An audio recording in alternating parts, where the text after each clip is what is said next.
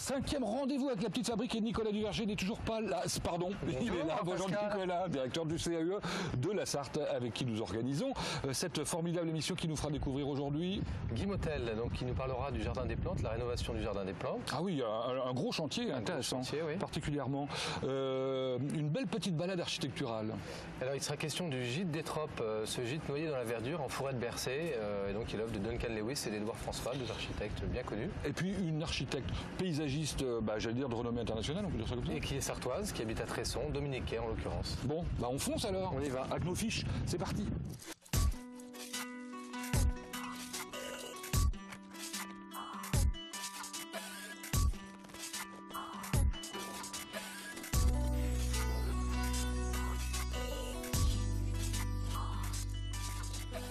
Allez, on attaque comme d'habitude par les news avec Émilie Rodriguez. Bonjour. Bonjour Pascal. Vous êtes chargée de pédagogie au CAUE. Avec vous, on va parler de petites combines et bons tuyaux. Voilà, alors donc en fait c'est la 6e édition du festival Petites Machines Habitées. Alors un festival qui est ouvert aux écoles et aux architectes? Oui, voilà, aux professionnels, donc étudiants en architecture, designers et architectes effectivement. Festival national, qui a beaucoup de succès. Énormément. Alors c'est quoi petites combines et bons tuyaux? On a voulu penser en fait cette année au détournement d'objets. Donc l'idée c'est de prendre un objet industriel comme une buse ou bien un wagon ou un container et de le détourner pour une micro-entreprise. Bon, alors ça a fait l'objet évidemment d'un concours, oui. Le concours qui a vu gagner des lauréats, et vous allez exposer l'ensemble des maquettes qui vous ont été proposées et celles de festivals antérieurs? Oui, parce qu'en fait on fête les 10 ans du festival.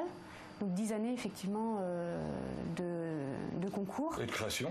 Et de création. Un peu surtout, folle, de temps en temps, des trucs assez marrants. Assez voilà. Ouais. Et en fait, on exposera au pavillon 117 du parc Théodore Monod du 28 juin au 1er septembre. Et puis il y aura en parallèle une expo photo au même endroit. Oui, on a missionné un photographe donc, qui s'appelle Vincent Leray et qui porte un regard vraiment très poétique et très intense sur l'objet même qui est la maquette. Puisque dans le rendu des projets, il y avait maquette et planche. Mais là, c'est vraiment l'objet maquette qu'il a voulu révéler. Alors, Petite Machine à Habiter, c'est quelque chose d'assez exceptionnel. Et pour les 10 ans, vous avez décidé par ailleurs de proposer des animations, des ateliers? Voilà, des ateliers, mais aussi bien grand public que pour le public scolaire ou enfin les enfants. Alors, petite histoire de la récup dans l'architecture, c'est gratuit. C'est du 16 juillet au 6 août. Et 6 août, pardon. Design et autoconstruction, ça c'est toujours intéressant, fabriquer soi-même son mobilier. Là, c'est un atelier carrément. Un atelier, fabrication de chaises d'Enzo Marie. On repart avec sa chaise, donc bon, c'est toujours intéressant. Ça coûte 10 €, c'est pas cher voilà. Pour faire une chaise. Et puis photographe en herbe, ça c'est plus pour les enfants. Je pense. Oui, donc on veut vraiment faire participer les enfants sur le thème de l'inventaire avec le photographe Vincent Leray. Donc on parcourt le parc et on fait des prises de vue sur la graine ou bien sur l'architecture. Merci Émilie Rodriguez. Avec plaisir. Allez, on passe un demi-étage en dessous.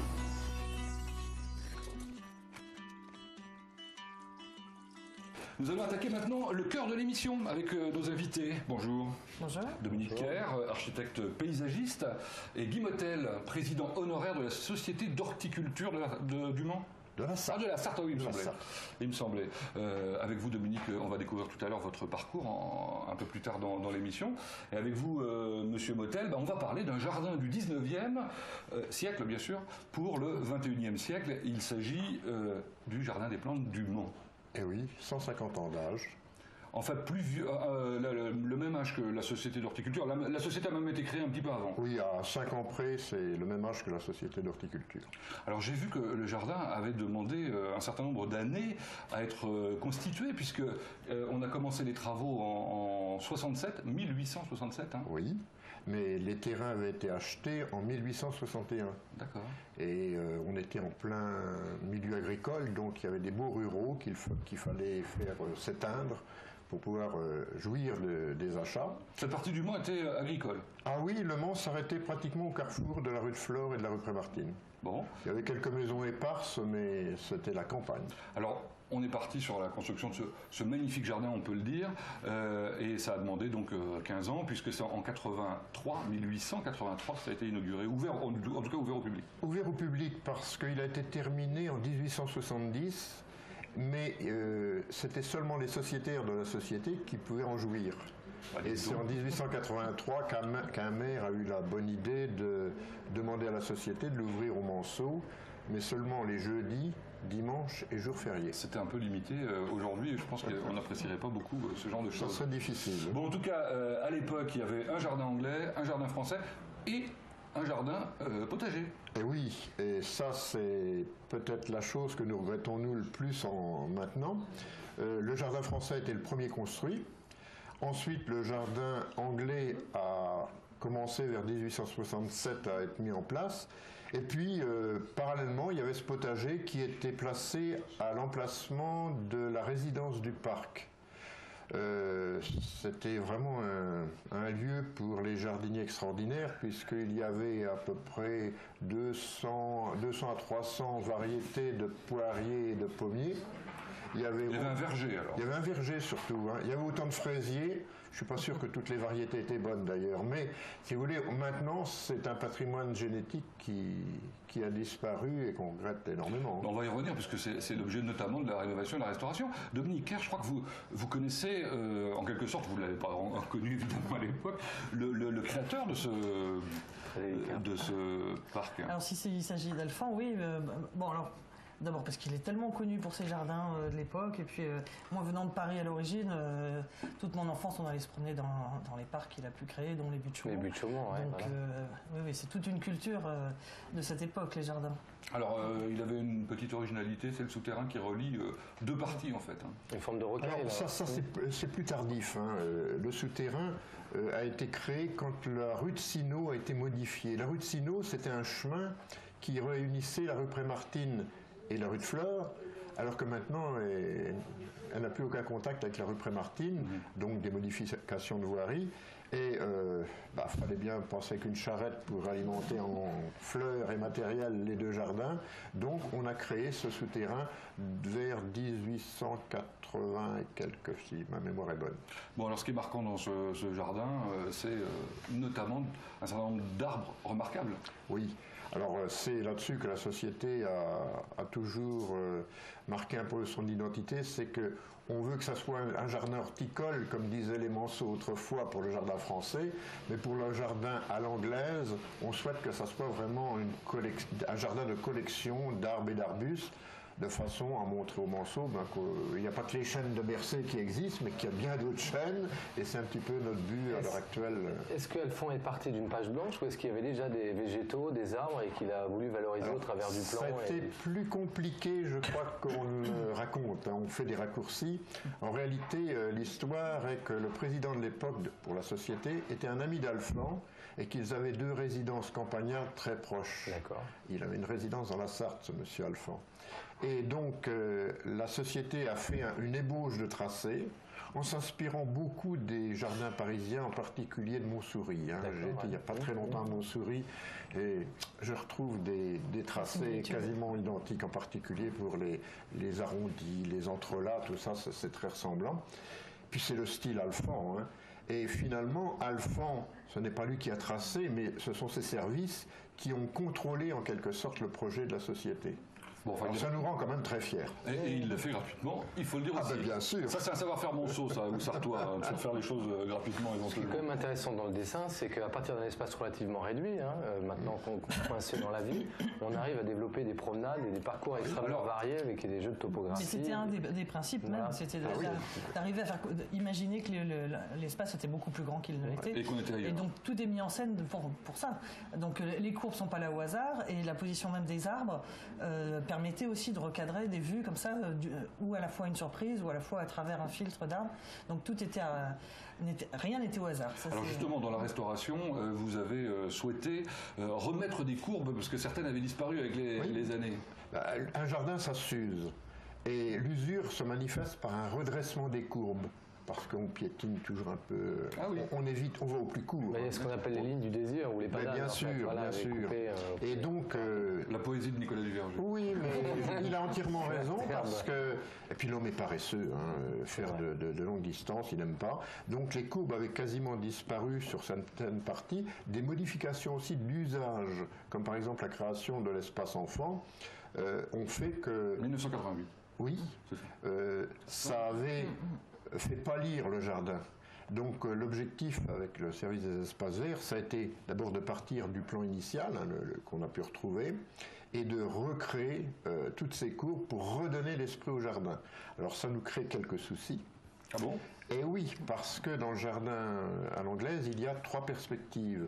Il y en a une qui n'a pas été très modifiée, c'est celle qui est majeure, hein, qui part de la colline jusqu'au miroir d'eau. Et puis il y en a 2 sur les côtés qui sont complètement fermés par les arbres. Et on va donc, si on veut respecter le jardin, réouvrir ces perspectives. Donc ça veut dire enlever des arbres. Enlever des 83 arbres vont disparaître, certains sont déjà partis. Ça c'est normal. Les arbres ont entre 120 et 150 ans. Hein. Et un chêne de 120 ans, en ville, c'est un grand vieillard avec beaucoup de maladies, beaucoup de pourritures qui s'installent. Donc il y a des problèmes de sécurité énormes. On va remettre de la couleur, les couleurs ocre des cheminements qui ont disparu aussi au fil du temps. Ce sont les couleurs originales, en quelque sorte. On le pense parce que, si vous voulez, on a utilisé à l'origine vraisemblablement les matériaux locaux. Alors le matériel local, c'était le sable et le grès roussard de la zone des sables autour du Mans. Et ce sont toute une palette d'ocre. Et je pense que faut retrouver cette couleur. On va terminer, vous allez nous dire ce que sont les clôtures parisiennes que l'on va reconstituer. Alors ça, c'est une idée de notre directeur des espaces verts, mais qui est intéressante puisqu'on a pu la voir pour la première fois en place dans le Jardin des Plantes, dans le français, hein, dans le jardin français. La bordure à la parisienne, ce sont des arceaux qui s'entrelacent les uns les autres. Alors avec des hauteurs plus ou moins grandes, et il y a une barre de sécurité qui renforce l'arceau, donc qui évite qu'un enfant bascule par-dessus. C'est du métal. C'est en métal. Donc on découvrira ça. L'origine de ce décor est le 19e siècle, je crois. On découvrira ça très bientôt. Ça se termine quand, les travaux? Alors là, c'est la question piège. Dans 2 ans. Alors, pour la partie qui est en cours en ce moment, je pense que pour le mois de septembre, ça sera bien terminé. Mais pour la totalité du jardin, il faut encore 2 ans au moins. Bon, un jardin à découvrir ou à redécouvrir pour ceux qui le connaissent déjà, dans un nouvel état, proche de celui de l'origine. On va découvrir maintenant, justement, comment ça s'insère dans une ville, la ville verte, avec Céline Nevrard.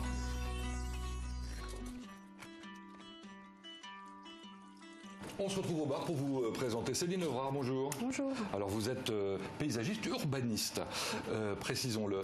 On va parler avec vous de la ville verte. La ville verte, c'est un besoin à la fois pour l'homme et pour la ville. Oui, tout à fait. C'est aussi des attentes qui sont de plus en plus importantes de la part de la population. Et puis aussi, effectivement, pour la ville, pour qu'elle puisse retrouver, en fait, une part un peu plus humanisé et un peu plus naturel en fait. Voilà, alors la ville verte, ça paraît d'une grande évidence. En revanche, on ne pense pas à tous les intérêts que ça peut apporter. Oui, une grande évidence aujourd'hui puisqu'on a des problèmes avec l'effet de serre, etc. Donc du coup, effectivement, on a ce besoin de ramener la nature en ville. Et donc l'intérêt, c'est effectivement pouvoir, dans ces îlots de chaleur que crée en fait la ville, pouvoir diminuer les températures, travailler sur la qualité aussi de l'air et créer des ambiances plus fraîches quand il fait vraiment très chaud. On le dit aujourd'hui beaucoup aussi, recréer de la biodiversité dont on a besoin.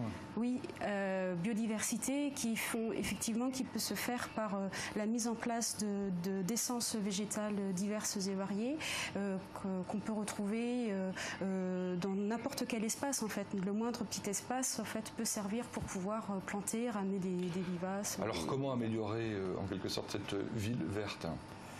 On peut planter déjà des arbres, donc des essences qui sont difficiles à mettre en place. Mais pas n'importe comment. Pas n'importe comment, dans de bonnes conditions. Ça permet d'amener de la fraîcheur au niveau des façades, de la fraîcheur et de l'ombrage au bâtiment. C'est aussi travailler sur les toitures végétalisées. C'est aussi une façon d'agrandir en fait les espaces pour pouvoir, pourquoi pas, développer des potagers. C'est ce qui se passe sur la ville de Paris où on a de plus en plus d'espaces comme ça végétalisés. Et puis on va même jusqu'aux végétalisations des façades. On en aura un jour au Mans ? Peut-être, pourquoi pas. En tout cas, on peut le souhaiter.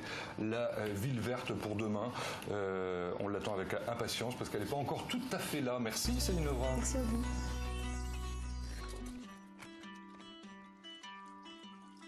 Notre balade architecturale nous amène aujourd'hui à Jupille, au gîte des Tropes. Nicolas Duverger, c'est vous qui avez choisi cette balade. Oui, parce que déjà c'est effectivement sartois, et puis c'est un bâtiment tout à fait original qui témoigne des recherches actuelles en matière d'architecture verte et des liens entre l'architecture et la végétalisation. Et donc c'est une série de bâtiments qui ont été construits au milieu des années 90, en 95 pour être exact, dans la suite d'un concours d'idées qui s'appelle le concours Europan, qui est un concours porté européenne, qui est très connu. Et il a été conçu par Duncan Lewis et Édouard François, qui à l'époque étaient associés. Et qui ont mis en place ces structures tout à fait particulières de 4 bâtiments conçus en béton avec une double peau végétalisée contenue dans un grillage au travers duquel passent des hublots amenant de la lumière à l'intérieur du bâtiment. Alors en 2 minutes, on aura le temps de découvrir effectivement un certain nombre de détails. Dominique, vous découvrez les images, vous ne connaissez pas les gîtes? Malheureusement non, je connais de nom depuis le temps que je dois y aller, mais là je vois les images, c'est absolument superbe. Donc là c'est les troncs qui traversent... Non, alors les troncs ne traversent pas, en fait on a une double peau et on a la partie basse du bâtiment, le sous-bassement qui est... c'est à l'air libre en fait et c'est juste le grillage qui vient par devant. Voilà, qui vient par devant. Et dans cette épaisseur, on a des arbres, une série de végétaux avec notamment des conifères persistants donc, qui viennent c'est très, très beau créer cette peau végétale. Techniquement, c'est habile parce que ça épouse complètement le bâtiment et du coup, on maîtrise à la fois l'aspect végétal et l'aspect architectural. Et il y a un très beau travail du béton où on voit notamment un béton matricé avec les traces de planches de bois brutes. Donc on a cet écho entre la matière vivante qui est le bois et les traces de ce bois au travers du béton des coffrets. Ce qui me semble intéressant aussi, c'est que comme on le voit ici, c'est totalement vitré sur les quatre faces. Et malgré tout, quand on est à l'extérieur, on ne voit pas ce qui se passe à l'intérieur parce qu'il se retrouve un peu dans l'intimité. Et ça, c'est quand même assez original. Alors, ça fait très peur au moment de la construction, puisque évidemment ça n'était pas végétalisé, il fallait attendre que les arbres... un peu de temps, et là on est vraiment à maturité, plus d'une dizaine d'années après, on est en pleine maturité de ce projet. On peut imaginer que ça représente un entretien relativement important. Alors ça, il faut s'adresser aux paysans. À voir les images, je ne suis pas convaincue, non. À part s'ils taillent vraiment les branches qui dépassent un peu trop de grillage, mais je n'ai pas le sentiment que ça demande un on vient d'une personne qui fait l'entretien à longueur d'année.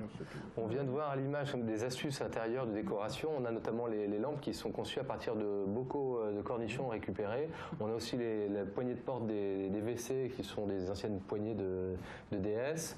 Enfin voilà, on a plein de petits éléments comme ça assez poétiques, des objets détournés qui viennent animer l'architecture. Alors ce qui est intéressant à savoir, c'est que ces gîtes des Tropes ont énormément de succès. Puisque effectivement c'est en permanence occupé et on comprend pourquoi on ne s'imagine pas qu'on est dans la Sarthe quand on regarde ces images.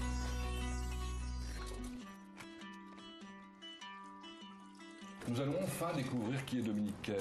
Alors Dominique Kerr, vous êtes architecte paysagiste diplômé de l'École nationale supérieure du paysage de Versailles. C'est donc bien une spécialité. Ah oui, complètement, oui. C'est-à-dire qu'on fait des études d'architecte DPLG ou des... Alors non, maintenant ça a un peu évolué, mais ceci dit, les 4 ou 5 écoles qui existent aujourd'hui sont sur le même principe. Donc Versailles à l'époque était la seule, donc on est recruté sur le concours après 2 ans après le bac, et on a 4 ans, mais consacré complètement à l'apprentissage de l'architecture du paysage. On pouvait faire une passerelle à l'époque aussi entre DEFA, les diplômes d'études fondamentales d'architecture, au bout de 2 ans, et les études paysagistes. C'était assez rare ceux qui y arrivaient, mais effectivement il y avait une porte d'entrée, mais c'était 2-3 élèves maximum qui rentraient en 3e année. Alors très vite vous avez créé votre agence qui s'appelait Feuille à Feuille, à Rueil-Malmaison. À l'origine, oui, tout à fait. En 88, puis à Nanterre, je crois. Et après, on s'est délocalisé parce qu'on a grandi assez vite. Donc, on s'est installé à Nanterre. Et puis enfin, dans la Sarthe, à Tresson, à partir de 1997. Alors, joli parcours, hein, si je regarde, bon, peut-être un peu rapidement, mais en 99, vous avez le Trophée du paysage. Le Trophée du paysage, c'est un trophée national qui vous a été remis pour le projet de rénovation urbaine du quartier de la Rocade de Sablé-sur-Sarthe. Oui, et c'est un projet qui a duré 10 ans. Et en fait, c'est une des chances que j'ai eues en démarrant mon activité, c'est que à l'époque c'était François Fillon qui était maire, donc j'avais aucune expérience, très peu de références puisque je venais de démarrer. Et il nous a fait confiance, il nous a confié ce projet sur l'ensemble du quartier. Ça a duré 10 ans et en 99, donc on a eu la chance d'avoir cette récompense nationale pour l'ensemble du projet. Et du coup, ça vous a valu d'être nommé professeur d'atelier de paysage à l'École nationale supérieure de la nature voilà, et ça s'est du passé paysage à un peu Blois. en parallèle, puisque c'était la même année en fait. Donc c'est pas forcément le trophée le trophée a eu d'autres conséquences et qui m'a permis de travailler à l'étranger. Le Festival des Jardins avant, ça. international Oui, à Québec, où vous avez toujours un jardin là-bas qui s'appelle Couleur de Temps. Alors, il s'appelait Couleur du Temps, mais je ne sais pas si vous connaissez un peu Chaumont-sur-Loire, c'est un principe de jardin. Et dans l'année où effectivement le ministère m'a nommé pour représenter la France, c'était la thématique de la France. La France était l'invité privilégié, mais c'est aussi un festival, donc c'est le même principe. Il y a différents jardins, et donc effectivement, moi j'en ai fait un qui s'appelait Couleur du Temps. Donc je me suis rendu là-bas pour faire ce jardin. 2003, vous êtes nommé paysagiste conseil de l'État par le ministère Idoine, parce que bon, il a changé de nom changé l'écologie et du développement durable. Sur quel département? Alors la spécificité de ce poste, c'est qu'on est effectivement affecté à un département. On est un paysagiste, un architecte par département. Et après le Morbihan, je viens d'être affecté dans la Vienne, à Poitiers. D'accord.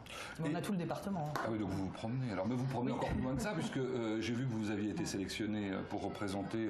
Alors, est-ce que c'est les Pays de la Loire? Oui, c'est la région. Voilà, pour l'exposition internationale horticole de Qingdao. Qingdao. C'est où? Alors, c'est le long de la mer. C'est vraiment à l'est de Pékin. Et c'est une des plus grosses villes qui est en train de pousser.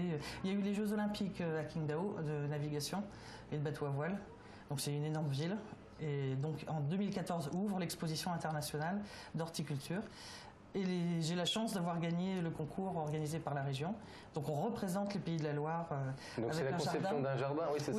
Oui, alors il y avait tout un programme dans le concours, mais l'idée fondamentale, c'est de représenter les savoir-faire horticoles, mais aussi bien de la vigne, du maraîchage, enfin toutes les compétences terriennes, entre guillemets, et y compris la culture et le patrimoine de la région. Donc c'est l'évocation du territoire mosaïque qui sont les Pays de Loire. Voilà, alors donc on a créé un jardin qui évoquait tous ces thèmes-là et on a gagné et on est en train de le réaliser en ce moment.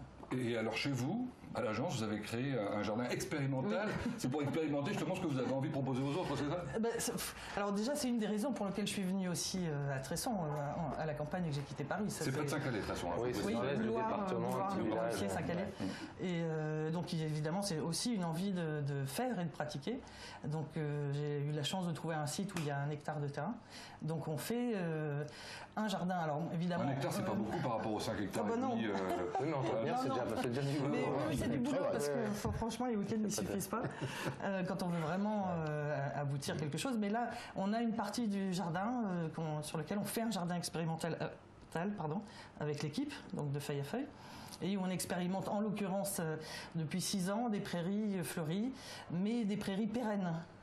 C'est-à-dire qui dure? Parce qu'il y a eu une grande mode il y a quelques années. On avait commencé avant, en fait, pour le fleurissement par exemple, il y a beaucoup de communes qui font des prairies fleuries. Mais c'est des choses qui se sèment, qui durent généralement 1 an, 2 ans, et qu'il faut recommencer. Donc en fait, nous, dans nos interventions sur des sites un peu naturels, on avait besoin d'expérimenter des mélanges de vivaces, d'annuels et des plantes indigènes. Donc on teste des mélanges et des modes de gestion de façon à ce que les fleurs reviennent tout le temps et de façon pérenne. Alors, le métier d'architecte paysagiste, ça n'est pas seulement justement des beaux espaces verts comme ça, c'est aussi l'aménagement d'espaces urbains. Alors, on a vu celui de Savigny-l'Évêque ici même il y a quelques semaines. Récemment, le CAE a organisé quelque chose sur les cimetières. Vous aménagez les cimetières aussi? Oui. Oui, c'est une demande, en fait, je ne m'y attendais pas du tout, mais c'est une demande qui augmente en ce moment. Et en fait, je ne sais pas pourquoi, ça doit être une époque où les cimetières ruraux arrivent à saturation. Et donc là, on réalise plusieurs extensions de cimetières. Et du coup, on les repense complètement différemment? Ah oui. Complètement, d'abord parce que les mœurs évoluent. Ensuite, les gens eux-mêmes demandent d'autres lieux de recueil. Il y a vraiment une ouverture d'esprit, si je puis dire, vers la sérénité, vers le jardin. Donc les gens ont envie de se recueillir. Donc on crée des ambiances totalement différentes de ce qui traditionnellement on rencontre. Et le site d'Albert Camus-Coulennes, c'est dont on a parlé ici aussi, décidément, c'est aussi vous. Oui. Vous êtes partout en fait. J'aimerais bien, mais non, heureusement, on a quand même quelques projets en Sarthe. Avec une équipe de 7 personnes, hein, c'est ça. On peut dire qu'il y a quand même une difficulté dans l'exercice du métier de paysagiste, c'est que c'est un terme qui est un peu galvaudé, hélas. Et il y a une confusion entre les architectes paysagistes et les pépiniéristes et les concepteurs de jardins. Ce qui n'a strictement rien à voir. Ce qui n'a absolument rien à voir, on l'a vu au travers de ce que vous nous avez dit. Et il n'y a pas d'ordre pour fédérer tout ça. Non. Bon, écoutez, on va découvrir, pour ceux qui voudraient en savoir plus, ce que vous êtes sur un magnifique site dont l'adresse s'inscrit au bas de votre écran sur Internet. Là, il y a absolument tout, et notamment le dernier projet, celui que vous êtes en train de mettre en place, donc en Chine. Merci, merci de nous avoir fait part un peu de vos connaissances. Allez, je retourne là-haut pour notre dernière chronique avec Bernard Lémontuyot.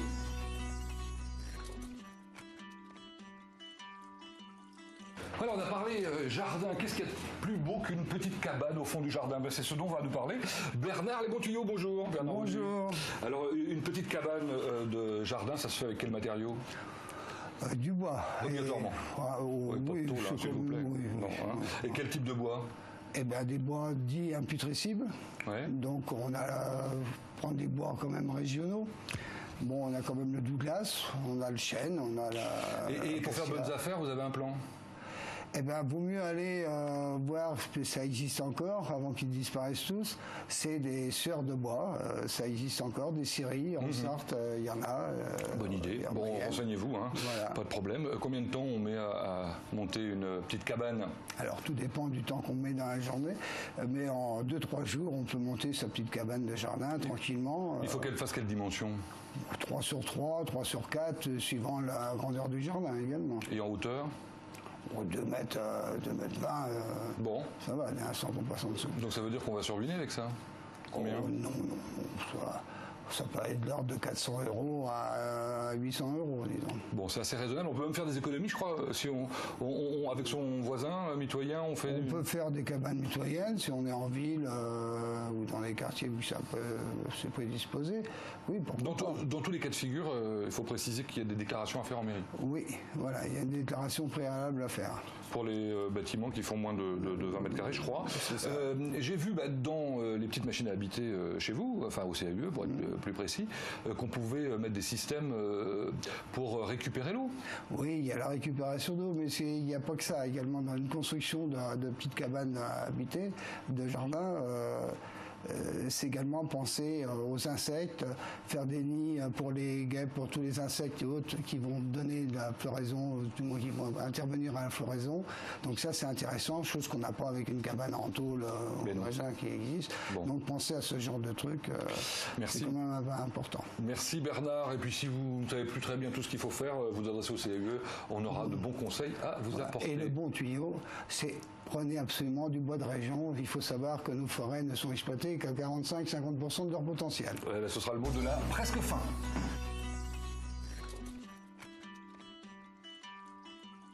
Bon, il est déjà l'heure de se quitter. Nicolas, comme d'habitude, bibliographie.